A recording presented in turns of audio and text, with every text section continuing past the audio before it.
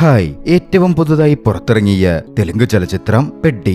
രാംചരനും ജാൻവി കപൂറും പ്രധാന കഥാപാത്രങ്ങളായി എത്തിയ ചലച്ചിത്രം വലിയ ജനശ്രദ്ധ പിടിച്ചുപറ്റിയിരുന്നു. ചലച്ചിത്രം ഇപ്പോൾ OTT-യിലൂടെ സ്ട്രീം ചെയ്യപ്പെടുന്നുണ്ട്. നെറ്റ്ഫ്ലിക്സിലാണ് ചലച്ചിത്രം സ്ട്രീം ചെയ്യപ്പെടുന്നത്. കാണാൻ താല്പര്യമുള്ളവർ അവിടെ നിന്നും കാണുമല്ലോ. നമുക്ക് നേരെ ഈ ചലച്ചിത്രത്തിന്റെ വിശദമായ കഥയൊന്ന് കേട്ടു നോക്കാം. കഥയിലേക്ക് കടക്കുന്നതിന് മുമ്പ് ഇത്തരത്തിൽ സിനിമാ കഥകൾ കേൾക്കാൻ താല്പര്യമുള്ളവരാണ് നിങ്ങളെങ്കിൽ നമ്മുടെ ചാനൽ ഒന്ന് സബ്സ്ക്രൈബ് ചെയ്യണേ. കൂട്ടുകാർക്ക് ഷെയർ ചെയ്തു കൊടുക്കുകയും കമന്റ് ചെയ്യുകയും ലൈക്ക് ചെയ്യുകയും ചെയ്യൂ. കഥയെ ആരംഭിക്കുന്നത് 2016-ലാണ്. നാഷണൽ സ്പോർട്സ് മിനിസ്ട്രി ഒഫീഷ്യൽസ് ഇന്ത്യയുടെ സ്പോർട്സ് മിനിസ്റ്ററാൽ ശകാരിക്കപ്പെട്ടുകൊണ്ടിരിക്കുകയാണ്. ഇന്ത്യ ഒളിമ്പിക്സിൽ ആകെ 2 മെഡലുകൾ മാത്രമായിരുന്നു നേടിയത്. അതുമൂലം കായിക മന്ത്രി വളരെ ക്ഷുഭിതനാണ്. ഇന്ത്യയിൽ ആർക്കും കായിക രംഗത്ത് താല്പര്യമില്ലെങ്കിൽ സ്പോർട്സിനായുള്ള മുഴുവൻ ബജറ്റും പ്രതിരോധത്തിനോ കൃഷിക്കോ നൽകുമെന്നും എല്ലാ അക്കാദമികളും അടച്ചുപൂട്ടുമെന്നും അദ്ദേഹം കിരൺ സിംഗ് എന്ന ഒഫീഷ്യലിനടുക്കൽ പറഞ്ഞു. അത് കേട്ട കിരൺ സിംഗ് വലിയ ടെൻഷനിലായി. തുടർന്ന് അദ്ദേഹം എങ്ങോട്ടോ പോകാൻ ആരംഭിച്ചു. പ്രധാനമായും കഴിവുള്ള അത്ലറ്റുകളെ കണ്ടെത്തുക എന്നൊരു ലക്ഷ്യവും അതിനുണ്ടായിരുന്നു. വഴിമധ്യേ കുട്ടികൾ നദിയിലേക്ക് എടുത്തു ചാടുന്നതൊക്കെ അദ്ദേഹം കണ്ടു. അതുപോലെ 4 പേർ ഒരൊറ്റ ബൈക്കിൽ യാത്ര ചെയ്യുന്നതും. ഇതൊക്കെ കണ്ട് ഇങ്ങനെയുള്ളവർ എങ്ങനെ മെഡൽ കൊണ്ടുവരും എന്നായിരുന്നു കിരൺ സിംഗ് ചിന്തിച്ചത്.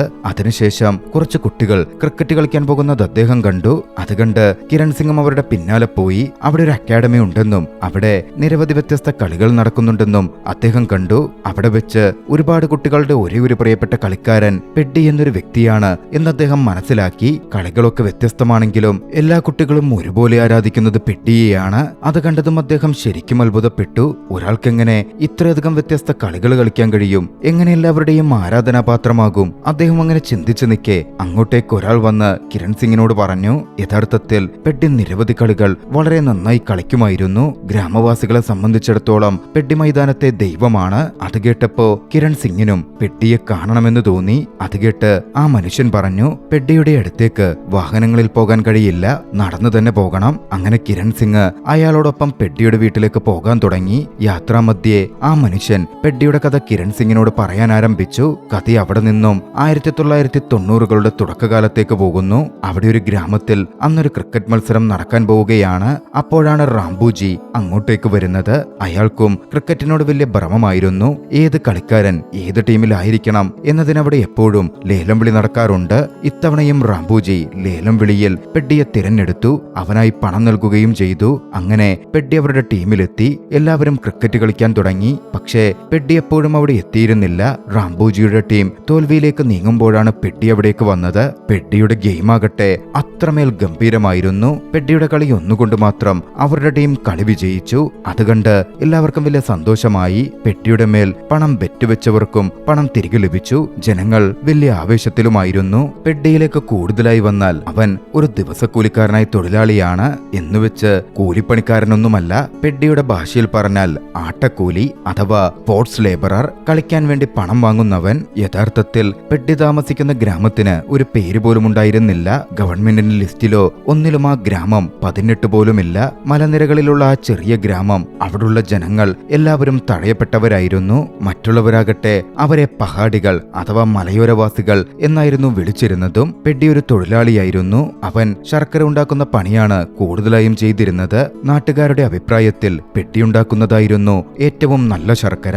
പെഡ്ഡിയുടെ ഗ്രാമവാസികളും കൂലിത്തൊഴിലാളികളായിരുന്നു. പക്ഷെ മറ്റു ഗ്രാമവാസികളെ അപേക്ഷിച്ച് അവർക്ക് വളരെ കുറഞ്ഞ കൂലിയായിരുന്നു ലഭിച്ചിരുന്നത്. അതായത് ഒരു ദിവസത്തേക്ക് ഏകദേശം 2 രൂപ മാത്രം. അവരുടെ ഗ്രാമം എവിടെയും അംഗീകരിക്കപ്പെടാത്തതായിരുന്നു. അത്രയും കുറഞ്ഞ ശമ്പളം കിട്ടാനുള്ള ഒരു കാരണം ഗ്രാമവാസികളുടെ പക്കൽ അവർ ഈ രാജ്യത്തുള്ളവരാണ്, ഈ ഗ്രാമത്തിലുള്ളവരാണെന്ന മട്ടിൽ ഒരു രേഖകൾ പോലും ഉണ്ടായിരുന്നില്ല. ചുരുക്കി പറഞ്ഞാൽ സർക്കാരിനെ സംബന്ധിച്ചിടത്തോളം അങ്ങനെ ഒരു കൂട്ടം ആളുകൾ ജീവിച്ചിരിക്കുന്നതിന്റെ കണക്ക് പോലുമില്ല.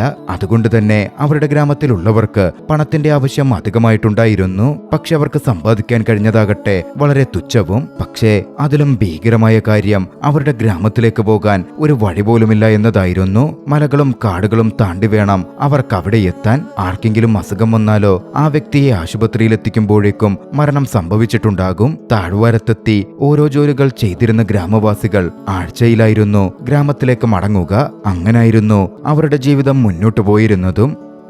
പെഡ്ഡിയുടെ കുടുംബത്തിൽ അവന്റെ അമ്മ മാത്രമേയുള്ളൂ. പെഡ്ഡിക്കിപ്പോ 30 വയസ്സായി. അമ്മ തന്റെ വിവാഹം നടത്തിത്തരണം എന്നവനിപ്പോൾ ആഗ്രഹിക്കുന്നുമുണ്ട്. അടുത്ത ദിവസം പെഡ്ഡി മാർക്കറ്റിൽ നടക്കുമ്പോ അവിടെ വെച്ച് ആച്ചിയമ്മ എന്നു പേരുള്ള ഒരു പെൺകുട്ടിയെ കണ്ടു. കണ്ട മാത്രയിൽ പെഡ്ഡിക്ക് അവളെ അങ്ങ് ഇഷ്ടപ്പെട്ടു. അവളെ സ്വന്തമാക്കണം എന്നായിരുന്നു പെഡ്ഡി തീരുമാനിച്ചത്. അതേസമയം ആളുകൾ തങ്ങൾക്ക് വോട്ട് ചെയ്യുന്നതിനായി രാത്രിയിൽ എല്ലാവർക്കും ഭക്ഷണം വിളമ്പിക്കൊടുക്കുന്ന ആച്ചിയമ്മയായിരുന്നു നമ്മൾ നോക്കിക്കാണുന്നത്. പെഡ്ഡിയും കൂട്ടുകാരും അങ്ങോട്ടേക്ക് വന്നു. ആച്ചിയമ്മയുടെ പിതാവ് ഒരു പ്രധാന പാർട്ടി ലീഡർ ആയിരുന്നു. ഇലക്ഷനിൽ അദ്ദേഹം മത്സരിക്കാൻ പോകുന്നുണ്ട്. അങ്ങോട്ടേക്കെത്തിയ പെഡ്ഡിയാകട്ടെ ആച്ചിയമ്മയെ കണ്ടതും അവളുടെ പിന്നാലെ പോവാൻ തുടങ്ങി. ആച്ചിയമ്മ അവളുടെ മുറിയിലേക്ക് പോയപ്പോ പെഡ്ഡിയുടെ സുഹൃത്ത് ലൈറ്റ് ഓഫ് ചെയ്തു. പെഡ്ഡി അതിനോടകം ആ മുറിയിൽ കയറിയിരുന്നു. തട്ടിത്തടഞ്ഞ ആച്ചിയമ്മ വീഴാൻ പോയതും പെഡ്ഡിക്ക് അവളെ ചുംബിക്കാൻ സാധിച്ചു. ആച്ചിയമ്മയ്ക്ക് വല്ലാതെ ദേഷ്യം വന്നു. അവൾ പെഡ്ഡിയെ തള്ളിയിട്ടു. പക്ഷേ തന്നെ ആരാണ് ചുംബിച്ചതെന്ന് അവൾ കണ്ടിരുന്നേയില്ല. അതിനുശേഷം പെഡ്ഡിയാകട്ടെ വലിയ സന്തോഷത്തിലായിരുന്നു. എന്നാൽ ആച്ചിയമ്മയ്ക്കോ കടുത്ത ദേഷ്യവും. വിവരം പുറത്തു പറയാൻ ആച്ചിയമ്മ തയ്യാറായില്ല. വിവരം അങ്ങനെ പുറത്തുപോയാൽ തങ്ങളുടെ കുടുംബത്തിന് ചീത്തപ്പേര് വരും. അതൊരു പക്ഷേ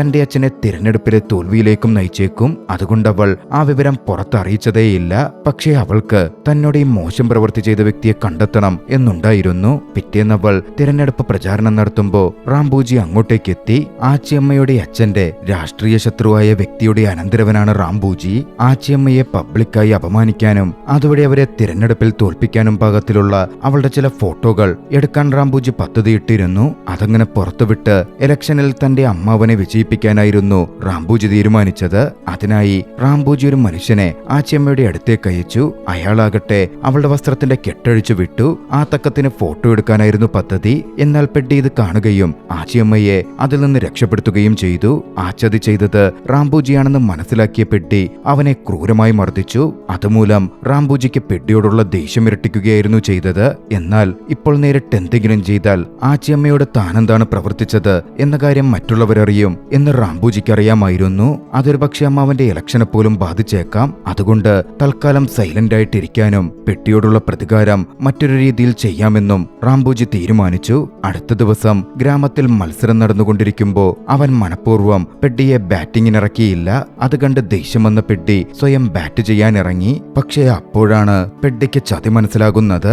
റാംബൂജിക്കെതിരെ കളിക്കുന്ന സ്വന്തം ടീമംഗങ്ങൾ പോലും അവരുടെ കൂടെ കൂടി തന്നെ ഔട്ടാക്കാൻ ശ്രമിക്കുന്നത് പെഡ്ഡി നോക്കിക്കണ്ടു. താഴ്ന്ന ജാതിക്കാരായി കരുതുന്ന തങ്ങളെ മാറ്റി നിർത്തി ഉയർന്ന ജാതിക്കാരായി അവർ കൈകോർക്കുകയാണ്. തന്നെ അപമാനിക്കാനാണ് അവർ ശ്രമിക്കുന്നത് എന്ന് പെഡ്ഡി തിരിച്ചറിഞ്ഞു. ഒടുവിൽ അവർ വഞ്ചനയിലൂടെ പെഡ്ഡിയെ ഔട്ടാക്കുകയും ചെയ്തു. എന്നാൽ ഇത്രയൊക്കെ നടന്നിട്ടും ഗ്രാമവാസികൾ പെഡ്ഡിയുടെ പേര് തന്നെ ആർപ്പ് വിളിച്ചുകൊണ്ടിരുന്നു. അത് കണ്ടപ്പോ പെഡ്ഡിക്ക് വളരെ സന്തോഷം തോന്നി. പക്ഷേ പെഡ്ഡി ഔട്ടാവുകയും അവർ കളി തോൽക്കുകയും ചെയ്തതോടെ ഗ്രാമവാസികൾ പെഡ്ഡിയുടെ മേൽ ബെറ്റ് വെച്ച് പണമത്രയും നഷ്ടപ്പെട്ടു. എന്നിട്ടും ഗ്രാമവാസികൾ പെഡ്ഡിയെ സപ്പോർട്ട് ചെയ്തുകൊണ്ടേയിരുന്നു. അവർ ഉച്ചത്തിൽ പെഡ്ഡിയുടെ പേര് വിളിക്കുന്നത് ഗുസ്തി പരിശീലകനായ ഗൗർനായിഡു എന്ന വ്യക്തി കേട്ടു. അവിടെ എത്തിയ അദ്ദേഹം പെഡ്ഡിയുടെ പ്രകടനം കണ്ട് വളരെ ആകർഷിതനായിരുന്നു. അദ്ദേഹം പെഡ്ഡിയോട് ഗുസ്തി പരിശീലന കേന്ദ്രത്തിലേക്ക് വരാനും അവിടെ വെച്ച് ഗുസ്തി പഠിക്കാനും ആവശ്യപ്പെടുകയാണ്. പക്ഷേ തനിക്കെത്ര പണം ലഭിക്കും, കൂലി കിട്ടും എന്നായിരുന്നു പെഡ്ഡി അദ്ദേഹത്തോട് ചോദിച്ചത്. അത് കേട്ടപ്പോൾ പണത്തേക്കാൾ വലുതായി മറ്റു പലതുമുണ്ടെന്നും പെഡ്ഡിക്ക് എപ്പോഴെങ്കിലും ഗുസ്തി പഠിക്കണമെങ്കിൽ തന്റെ അടുത്തേക്ക് വരാമെന്നുമായിരുന്നു ഗൗർനായിഡു പറഞ്ഞത്. അതും പറഞ്ഞ്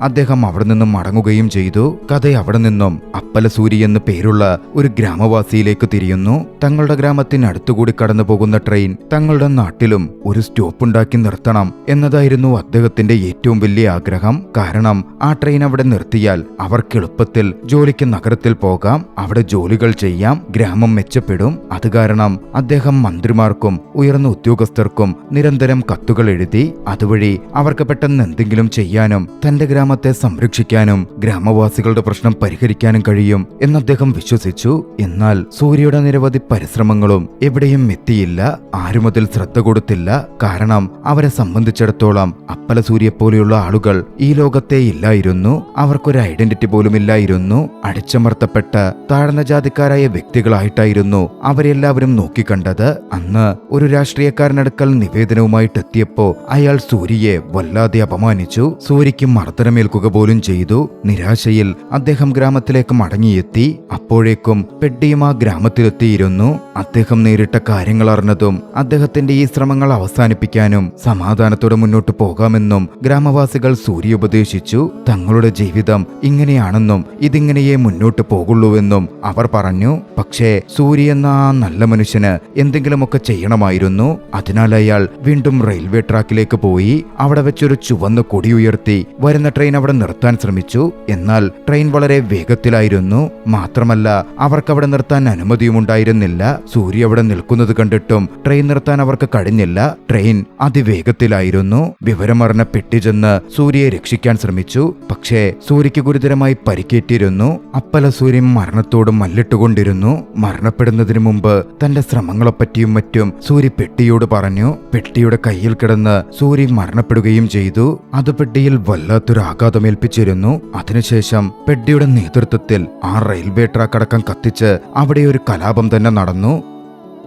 പക്ഷേ അധികാരികൾ ആ ഗ്രാമത്തിലുള്ളവരെ തല്ലിച്ചതച്ചു. അവർക്കപ്പോഴും ഐഡന്റിറ്റി നേടിയെടുക്കാനേ സാധിച്ചില്ല. തങ്ങൾക്ക് ഐഡന്റിറ്റി നേടിയെടുക്കണമെങ്കിൽ ഈ കലാപങ്ങൾ കൊണ്ട് കാരണമില്ല എന്ന് ചിന്തിച്ച പെട്ടി ഒടുവിൽ ഗൗർനായിഡുവിന്റെ അടുത്തേക്ക് പോയി. തനിക്ക് ഗുസ്തി പഠിക്കണമെന്ന് പറഞ്ഞു. കാരണം അവന് സ്വന്തമായി തന്റെ ഐഡന്റിറ്റി ഉണ്ടാക്കിയെടുക്കണമായിരുന്നു. തന്നോടൊപ്പം തന്റെ ഗ്രാമവാസികൾക്കും ഒരു മേൽവിലാസം ഉണ്ടാക്കി കൊടുക്കാൻ അവൻ ആഗ്രഹിച്ചു. ഇത്തവണ കൂലിക്കായിട്ടായിരുന്നില്ല പെട്ടി ഗൗർനായിഡുവിന്റെ അടുത്തേക്ക് എത്തിയത്. പെട്ടിയുടെ ആവശ്യം വളരെ ശക്തമായിരുന്നു. അങ്ങനെ ഗൗർനായിഡുവിന്റെ അടുക്കൽ പെട്ടി ഗുസ്തി പരിശീലനം ആരംഭിച്ചു. പക്ഷേ ആദ്യഘട്ടത്തിൽ പുറത്തുള്ള ജോലികൾക്ക് ഗൗർനായിഡു പെട്ടിയെ ഉപയോഗിച്ചിരുന്നുള്ളൂ. ചാക്കുകൾ ചുമക്കുക, അവിടുത്തെ കാര്യങ്ങളൊക്കെ കൃത്യമായി നോക്കി സാധനങ്ങൾ അടുക്കി വെക്കുക തുടങ്ങിയവയൊക്കെയായിരുന്നു അത്. ഇതൊക്കെ കണ്ട് പെട്ടിക്കൊന്നും മനസ്സിലാകുന്നുണ്ടായിരുന്നില്ല. താനിതെന്ത് ഗുസ്തിയാണ് പഠിക്കുന്നതെന്ന് അവൻ അമ്പരന്നു. കാരണം താൻ ജോലി ചെയ്യുന്നു, ഗുസ്തി പഠിക്കുന്നുമില്ല എന്നായിരുന്നു അവന്റെ ഉള്ളിൽ വന്നത്. എങ്കിലും പെട്ടി മിണ്ടാതെ അദ്ദേഹം പറഞ്ഞത് അത്രയും ചെയ്തു. എന്നാൽ ഒരു ദിവസം തന്നോടെന്തിനാണ് ഇങ്ങനെ ചെയ്യുന്നതെന്ന് അവൻ ഗൗർനായിഡുവിനോട് ചോദിച്ചു. അതിന് മറുപടിയായി താൻ പെട്ടിയെ പരിശീലിപ്പിക്കുക തന്നെയാണ് ചെയ്യുന്നത് എന്നായിരുന്നു ഗൗർനായിഡു അവനോട് പറഞ്ഞത്. അവനെങ്ങനെയാണ് ചാക്കുകൾ ഉയർത്തുന്നതെന്നും അതെങ്ങനെയാണ് നിലത്തടിക്കുന്നതെന്നും അദ്ദേഹം പെട്ടിക്ക് വിശദീകരിച്ചു കൊടുത്തു. അത് ഗുസ്തിയുമായി കൂട്ടിച്ചേർത്ത് ഗുസ്തിയിൽ ഇതെങ്ങനെയാണ് ഉപയോഗിക്കുന്നത് എന്നും അദ്ദേഹം പെട്ടിക്ക് വിശദീകരിച്ചു. അതോടെ പെട്ടിക്ക് വലിയ സന്തോഷമായി. താൻ യഥാർത്ഥത്തിൽ ഗുസ്തി പരിശീലനം തന്നെയാണ് നടത്തിക്കൊണ്ടിരിക്കുന്നത് എന്നവന് ബോധ്യപ്പെട്ടു. പിന്നെയായിരുന്നു പെട്ടിയുടെ യഥാർത്ഥ പരിശീലനം ആരംഭിക്കുന്നത്. കുറച്ച് ദിവസങ്ങൾക്ക് ശേഷം പെട്ടി മികച്ച പ്രകടനം കാഴ്ചവെക്കാൻ ആരംഭിച്ചു. അവൻ സകല അടവുകളും വേഗത്തിൽ തന്നെ പഠിച്ചെടുത്തതുപോലെ വ്യക്തമായി കാണാമായിരുന്നു. അന്നാ ദിവസം രാത്രിയിൽ പെട്ടിയെ കാണാൻ വേണ്ടി ആച്ചിയമ്മ വന്നു. കഴിഞ്ഞ ആ ദിവസത്തിൽ അവളുടെ മാനം രക്ഷിച്ചതിന് അവൾ പെട്ടിക്ക് നന്ദി പറയാനായിരുന്നു എത്തിയത്. അതിനുശേഷം ആച്ചിയമ്മ പെട്ടിയോട് തനിക്കായി മറ്റൊരു കാര്യം കൂടി ചെയ്യാൻ ആവശ്യപ്പെട്ടു. അന്ന് രാത്രിയിൽ തന്നെ രഹസ്യമായി ചുംബിച്ച വ്യക്തിയെ കണ്ടെത്തി തരണം എന്നതായിരുന്നു അവളുടെ ആവശ്യം. അത് കേട്ട പെട്ടി താൻ ഉടനെ തന്നെ അവനെയും കണ്ടെത്താമെന്ന് പറഞ്ഞു. ആച്ചിയമ്മ പിന്നാലെ അവിടെ നിന്നും പോകാൻ തുടങ്ങുമ്പോൾ അവളുടെ കാൽ വഴുതുകയും പെട്ടി അവളെ പിടിക്കുകയും ചെയ്തു. പെട്ടിയുടെ ആ സ്പർശനത്തിൽ നിന്ന് അന്ന് തന്നെ ചുംബിച്ചത് പെട്ടി തന്നെയാണെന്ന് ആച്ചിയമ്മയ്ക്ക് മനസ്സിലായി. പെട്ടെന്ന് ദേഷ്യം വന്നതും അവൾ പെട്ടിയോട് വല്ലാതെ ദേഷ്യപ്പെടാൻ തുടങ്ങി. പെട്ടി അപ്പോൾ അവളോട് അവളെ തനിക്ക് ഒരുപാട് ഇഷ്ടമാണെന്ന കാര്യം വെളിപ്പെടുത്തി. തനിക്ക് പൂക്കൾ നൽകി സ്നേഹം പ്രകടിപ്പിക്കാൻ അറിയില്ലെന്നും തന്റെ സ്നേഹം ഇതുപോലൊക്കെയാണെന്നും അതുകൊണ്ടാണ് താൻ അങ്ങനെ സ്നേഹം പ്രകടിപ്പിച്ചത് എന്നും അവൻ പറഞ്ഞു. പെട്ടിയെ ഇഷ്ടമായിരുന്ന ആച്ചിയമ്മയും അവന്റെ ആ പ്രപ്പോസൽ സ്വീകരിച്ചു. അവർ പരസ്പരം ചുംബിക്കുകയും ചെയ്തു. പിന്നീട് നാട്ടിലെ പ്രധാന ഗുസ്തി മത്സരം വരികയാണ്. അവിടെ പെട്ടി എത്തിയപ്പോ എതിർ ടീമിലുള്ളവർ അവനെ നോക്കി ചിരിക്കാൻ തുടങ്ങി. പെട്ടി തീരെ പരിചയമില്ലാത്തൊരു തുടക്കക്കാരനാണെന്ന മട്ടിൽ അവർ അവനെ കളിയാക്കി. ഒപ്പം പെട്ടിയുടെ ഗുരുവിനെയും. അത് കേട്ട പെട്ടി എതിർ ടീമിലെ 2 ഗുസ്തിക്കാരുമായി താൻ ഒറ്റയ്ക്ക് മത്സരിക്കും എന്ന് അവരോട് വെല്ലുവിളിച്ചു. അതിനാൽ 2 ശക്തരായ ഗുസ്തിക്കാരെ തന്റെ അടുത്തേക്ക് അയക്കാൻ അവൻ ആവശ്യപ്പെട്ടു. തുടർന്ന് 2 ഗുസ്തിക്കാർ അങ്ങോട്ടേക്ക് എത്തുകയും പെട്ടിയുമായുള്ള അവരുടെ പോരാട്ടം ആരംഭിക്കുകയും ചെയ്തു. കനത്ത പോരാട്ടമായിരുന്നു നടന്നത്. പക്ഷേ ക്രോസ് ഓവർ ഗെയിം കളിക്കുന്ന പെട്ടിക്ക് തന്റെ ക്രിക്കറ്റ് ടെക്നിക്കുകൾ കൂടി ഗുസ്തിയിലേക്ക് പ്രയോഗിക്കാൻ കഴിഞ്ഞു. മികച്ച നീക്കങ്ങൾക്കൊടുവിൽ പെട്ടി അതിൽ വിജയിച്ചു. പെട്ടിയുടെ ആ നീക്കങ്ങളും വിജയവും കണ്ട് എല്ലാവർക്കും, പ്രത്യേകിച്ച് ഗൗർനായിഡുവിനും വലിയ അഭിമാനം തോന്നി. പെട്ടി അങ്ങനെ മത്സരം കഴിഞ്ഞ് നിൽക്കെ നാട്ടിലെ ഒരാൾ വന്ന് പെട്ടിയോട് ആ കാര്യം പറഞ്ഞു. ആച്ചിയമ്മയെ ബലം പ്രയോഗിച്ച് വിവാഹം കഴിപ്പിച്ച് അയക്കാൻ പോകുന്നു. വിവരം കേട്ടതും സൈക്കിളും എടുത്ത് പെട്ടി അങ്ങോട്ടേക്ക് കുതിച്ചു. ആച്ചിയമ്മയുടെ വിവാഹാലോചന മുടക്കിയ പെട്ടി ആച്ചിയമ്മ തന്റെ പെണ്ണാണെന്ന് ആച്ചിയമ്മയുടെ അച്ഛന്റെ മുമ്പിൽ വെച്ച് പ്രഖ്യാപിച്ചു. ആച്ചിയമ്മയും പെട്ടിയുടെ കൂടെ നിന്നിരുന്നു. തന്റെ ഗ്രാമത്തിനു വേണ്ടി കാര്യങ്ങൾ ചെയ്ത ശേഷം ആച്ചിയമ്മയെ തന്റെ കൂടെ കൂട്ടാൻ പെട്ടി തീരുമാനിച്ചുറപ്പിച്ചു. കഥ അവിടെ നിന്നും വീണ്ടും ഗൗർനായിഡുവിലേക്ക് തിരിയുന്നു. പെട്ടിക്ക് പതിയെ മുമ്പോട്ട് പോവാൻ കഴിയില്ല എന്ന് ഗൗർനായിഡു അദ്ദേഹത്തോട് പറഞ്ഞു. അവൻ ദേശീയ തലത്തിലേക്കെത്താൻ പെട്ടെന്നെന്തെങ്കിലും വലുതായി ചെയ്യണം. താൻ സിസോദിയയിൽ നിന്ന് നേടിയ ഒരു വള തന്റെ പക്കലുണ്ട് എന്ന് ഗൗർനായിഡു അവനോട് പറഞ്ഞു. യഥാർത്ഥത്തിൽ അത് സിസോദിയയുടെ കുടുംബവകയായ ഘടകമായിരുന്നു. മത്സരത്തിൽ വിജയിച്ച് ഗൗർനായിഡു അത് സ്വന്തമാക്കിയതാണ്.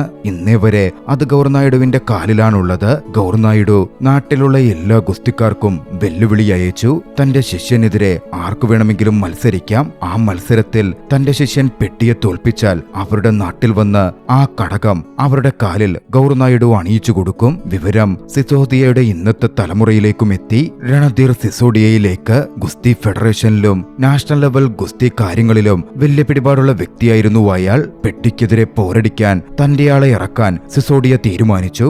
അങ്ങനെ നാഷണൽ ഗെയിംസിലേക്ക് പെട്ടി എത്തിച്ചേർന്നു. പണ്ട് സിസോഡിയയിലെ തലമുറയിലെ രണവീർ സിസോഡിയയെ തോൽപ്പിച്ച് ഗൗർനായിഡു സ്വന്തമാക്കിയതായിരുന്നു കാലിൽ അണിഞ്ഞിരിക്കുന്ന ആ ഘടകം. പാരമ്പര്യ ഗുസ്തികലയിൽ അതണിഞ്ഞിരിക്കുന്നവൻ ഏറ്റവും വലിയ കരുത്തനായിട്ടാണ് കാണപ്പെടുന്നത്.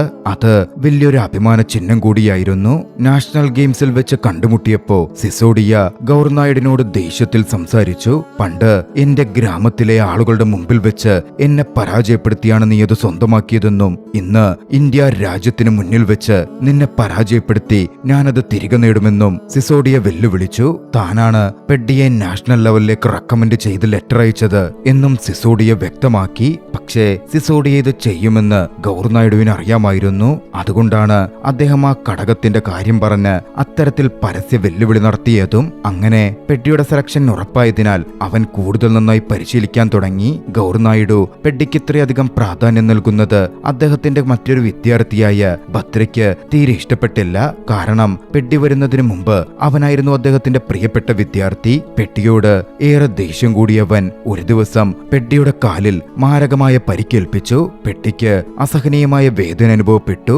അതേ വീർഭദ്ര തന്നെ എതിർ ടീമിലെ ആളുകൾക്ക് പെഡ്ഡിയുടെ ആ വീക്ക്നെസ് ഒറ്റുകൊടുക്കുകയും ചെയ്തു. പിന്നീട് നാഷണൽ ലെവൽ മത്സരം നടന്നപ്പോ തന്റെ ഗ്രാമത്തിനു വേണ്ടി മത്സരം ജയിക്കാൻ പെഡ്ഡി ആവത് പരിശ്രമിച്ചു. കാലിൽ അസഹനീയമായ വേദന അനുഭവപ്പെട്ടിട്ടും തോൽവി സമ്മതിക്കാതെ അവൻ തുടർച്ചയായി പൊരുതിക്കൊണ്ടിരുന്നു. ശത്രുക്കൾ അവന്റെ സുഖമില്ലാത്ത കാല് തന്നെ ടാർഗറ്റ് ചെയ്തിട്ടും പെഡ്ഡി തോറ്റുകൊടുത്തില്ല.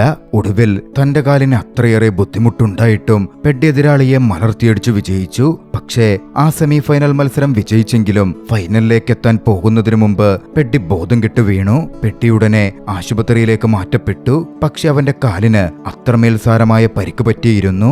അതുകൊണ്ട് തന്നെ അവനിനി ഗുസ്തി കളിക്കാൻ കഴിയില്ല എന്ന് ഡോക്ടർ പറഞ്ഞു. പെഡ്ഡിക്ക് സുഖം പ്രാപിക്കാൻ തന്നെ വളരെയധികം സമയമെടുക്കുമെന്നും അതുവരെ കഠിനമായ ജോലികളൊന്നും ചെയ്യരുതെന്നും ഡോക്ടർ നിർദ്ദേശിച്ചു. അത് കേട്ട പെഡ്ഡി പൊട്ടിക്കരഞ്ഞു. എന്ത് വില കൊടുത്തും അവന് ഫൈനൽ കളിക്കണമായിരുന്നു. തന്റെ ഗ്രാമവാസികളുടെ സ്വപ്നം അവന് സാക്ഷാത്കരിക്കണമായിരുന്നു. അവർക്കൊരു മേൽവിലാസം നേടിക്കൊടുക്കണമായിരുന്നു. പക്ഷേ അപ്പോഴേക്കും എല്ലാം കഴിഞ്ഞിരുന്നു. 3 ദിവസത്തിന് ശേഷമായിരുന്നു പെഡ്ഡി ആ ബോധത്തിലേക്ക് തിരികെ വന്നതുപോലും. ഗൗർനായിഡു പറഞ്ഞപ്പോഴാണ് ഞെട്ടലോടെ പെഡ്ഡി അത് അറിയുന്നത്. പെഡ്ഡി പരാജയപ്പെട്ടു പോയി. അവൻ ആ മത്സരത്തിൽ പങ്കെടുക്കാൻ എത്തിയതുവരെ മറ്റൊരു നാടിന്റെ അടയാളത്തിലായിരുന്നു. എങ്ങനെയെങ്കിലും അവിടെത്തി വിജയിച്ചാൽ തന്റെ നാടിന് അതുവഴി ഒരു അടയാളം നേടിക്കൊടുക്കാം എന്നായിരുന്നു അവൻ കരുതിയിരുന്നത്. വിജയനഗരത്തിലെ അധികാരികൾ അവന് മത്സരിക്കാൻ പോവാനായി നൽകിയ സ്ഥലവും പണവും അവന്റെ അടയാളവും എന്തിനേറെ അവന് കിട്ടിയ ഗവൺമെന്റ് ജോലി പോലും പെഡ്ഡി വേണ്ടെന്നു വെച്ചു. ആച്ചിയമ്മയെപ്പോലും അവൻ ഒഴിവാക്കി. പിന്നാലെ അവൻ ഡൽഹിക്ക് പോയി. ഡൽഹിയിലെത്തിയ പെഡ്ഡി ചെറിയ ജോലികൾ ചെയ്ത് ഉപജീവനം കണ്ടെത്താൻ തുടങ്ങി. യഥാർത്ഥത്തിൽ തന്റെ ഗ്രാമത്തിന്റെ അംഗീകാരത്തിനായി എന്തെങ്കിലും ചെയ്യാനായിരുന്നു അവൻ ഡൽഹിക്ക് പോയത്. അവൻ നിരവധി മന്ത്രിമാരുടെ അടുത്ത് പോയി തന്റെ ഗ്രാമത്തിന് പേരില്ലെന്നും ഗ്രാമവാസികൾക്കൊരു ഐഡന്റിറ്റി ഇല്ലെന്നും ഒക്കെ പറയാൻ തുടങ്ങി. എന്നാൽ പെഡ്ഡിയുടെ വാക്കുകൾ ചെവികൊള്ളാൻ ആരും തയ്യാറായില്ല. താൻ ഒളിമ്പിക്സ് വരെ കളിച്ചിട്ടുണ്ട് എന്ന് പെഡ്ഡി അവരോട് പറഞ്ഞു. അപ്പോൾ ആ മന്ത്രി പറഞ്ഞത് പെഡ്ഡിക്ക് വെള്ളി മെഡൽ മാത്രമേ ലഭിച്ചുള്ളൂ, സ്വർണം കിട്ടിയില്ല എന്നായിരുന്നു. പെഡ്ഡിയുടെ പേര് ഒരു പത്രത്തിലും വന്നിട്ടില്ലെന്നും അവനെ ആർക്കും അറിയില്ലെന്നും മന്ത്രി കൂട്ടിച്ചേർത്തു. അവനെ അവർക്ക് സഹായിക്കാനാകില്ല എന്ന് പറഞ്ഞ് അവനെ അവർ അവിടെ നിന്ന് ഇറക്കിവിടുക പോലും ചെയ്തു. ആ സമയത്ത് തനിക്ക് സ്വർണ്ണ മെഡൽ നേടാൻ കഴിഞ്ഞില്ലല്ലോ എന്നോർത്ത് പെഡ്ഡിക്ക് വളരെ സങ്കടം തോന്നി. ഇനി എന്ത് ചെയ്യണമെന്ന് പെഡ്ഡിക്ക് മനസ്സിലാകുന്നുണ്ടായിരുന്നില്ല. മാത്രമല്ല അവന്റെ കാൽ അപ്പോഴും ഏറെ വേദനിക്കുന്നുണ്ടായിരുന്നു. നടക്കാൻ പോലും അവന് വളരെ ബുദ്ധിമുട്ടായിരുന്നു. മന്ത്രിയുടെ വാക്കുകൾ അവന്റെ ചെവിയിൽ മുഴങ്ങിക്കൊണ്ടിരുന്നു.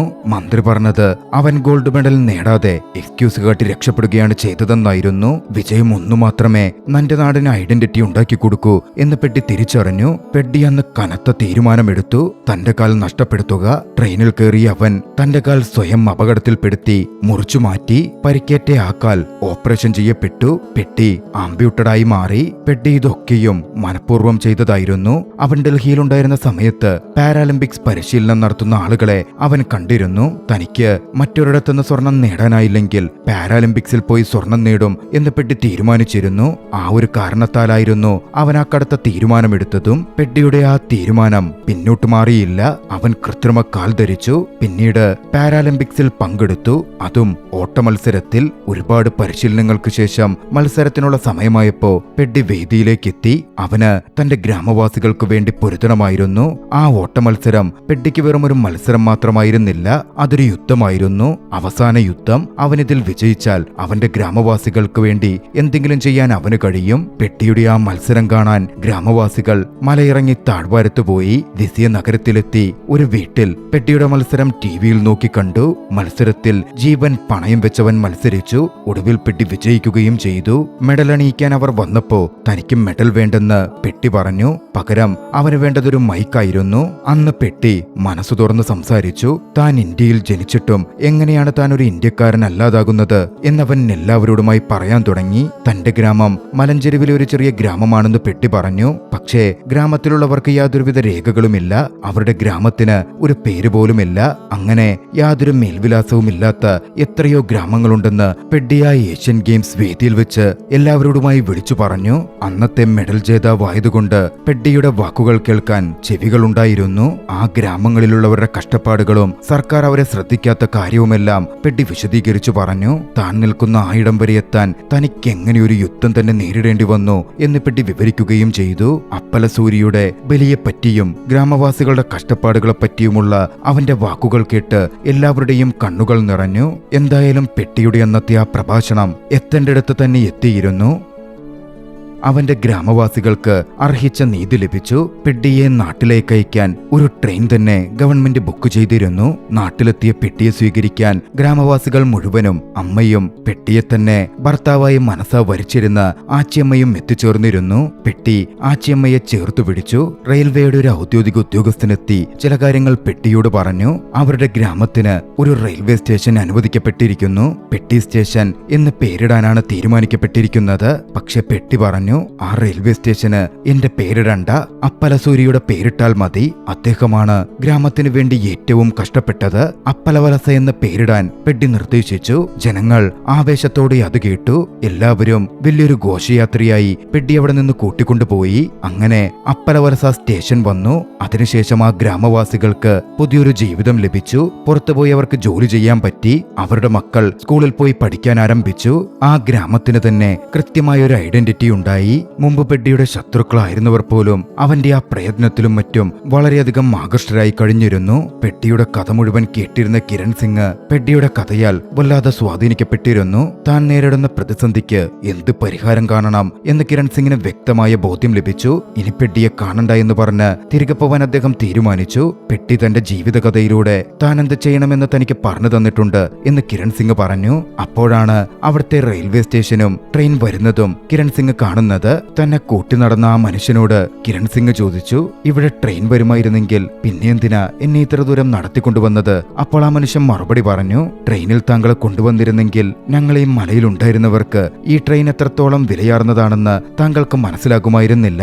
അത് കേട്ടതും ആ മനുഷ്യന്റെ തോളിൽ അദ്ദേഹം തട്ടി. കിരൺ സിംഗിനും കാര്യം മനസ്സിലായിരുന്നു. തിരികെ എത്തിയ അദ്ദേഹം സ്പോർട്സിലെ എല്ലാ പ്രധാന ഉദ്യോഗസ്ഥരെയും വിളിച്ചുകൂട്ടി. പിന്നാലെ താൻ സ്വപ്നം കാണുന്ന ഖേലോ ഇന്ത്യ 2016 എന്ന ആശയം മുന്നോട്ട് വെച്ചു. ഗ്രാമങ്ങളിലേക്ക് ഇറങ്ങിച്ചെന്ന് മികച്ച കളിക്കാരെ കണ്ടെത്തുക എന്ന ആശയമായിരുന്നു അത്. മന്ത്രിയും കയ്യടികളോടെ അതിനെ വരവേറ്റു. ഉദ്യോഗസ്ഥരും ആ ആശയത്തിന് മുൻകൈയെടുത്തു. ആ ദൃശ്യങ്ങളിൽ പെട്ടി എന്ന ചലച്ചിത്രം അവസാനിക്കുകയാണ്. രസകരമായ ഈ ഒരു ചലച്ചിത്രം നിങ്ങൾക്കിഷ്ടമായെങ്കിൽ വീഡിയോ ലൈക്ക് ചെയ്യുക.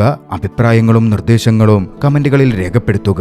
കഴിയുമെങ്കിൽ ചാനൽ സബ്സ്ക്രൈബ് ചെയ്തും കൂട്ടുകാർക്ക് ഷെയർ ചെയ്തു കൊടുത്തും ഞങ്ങളെ സപ്പോർട്ട് ചെയ്യുക. അടുത്ത എപ്പിസോഡിൽ മറ്റൊരു മികച്ച ചലച്ചിത്രവുമായി നമുക്ക് കണ്ടുമുട്ടാം. അതുവരെ ബൈ.